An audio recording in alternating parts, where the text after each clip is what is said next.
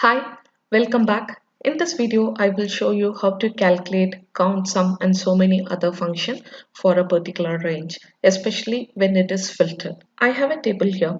At the first level, let's convert this range into a filtered range. Hit Ctrl Shift L to turn it on, and to turn it off again press Ctrl Shift and L. It moves out. So once you have converted this particular range, just go here and at the filter, choose whichever you're interested in. I'm taking out fruits. Click OK. We are ready to go.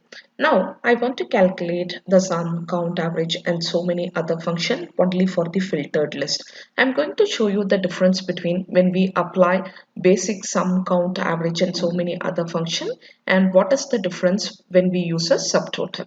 At the first level, let's do a sum. Choose the range, close the bracket and hit enter. We have got 1980. When you look at these numbers, you're sure that it is not 1980, which means the basic sum function has taken every other price into consideration.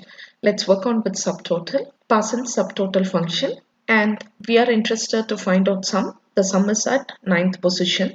So click on this and press tab key. Choose the range. Close and hit enter. You will have. Now you got the difference between using a basic sum function and using a basic total function. In the same way, let's do a count function. I'm using count A. Select the range, close and hit enter. We have gotten 15. But you can make out we have gotten only somewhere around 9 data here. Let's do it here. Subtotal. The number within subtotal is going to tell you what kind of a function do you have to look for. Now we want count A function, so the number is 3, comma, select the range, close the bracket and hit enter. You can see it's only 9. In the same way, let's do an average with the basic average. Select the range, close and hit enter. 132. Whereas with the subtotal function, we can see average is the first one. Tab, choose the entire range, close and hit enter. You have gotten the average for this one. This is the main difference between using a basic and subtotal function. Not only that, you can use a lot many other function within a subtotal. Let's calculate the minimum value. 5 is the minimum value number. Choose the range, close and hit enter. We will have 18 here.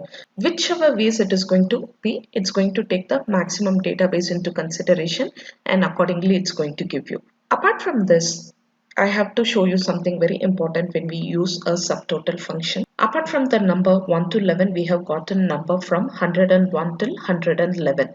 What is the main difference, or why we should use these many numbers within this?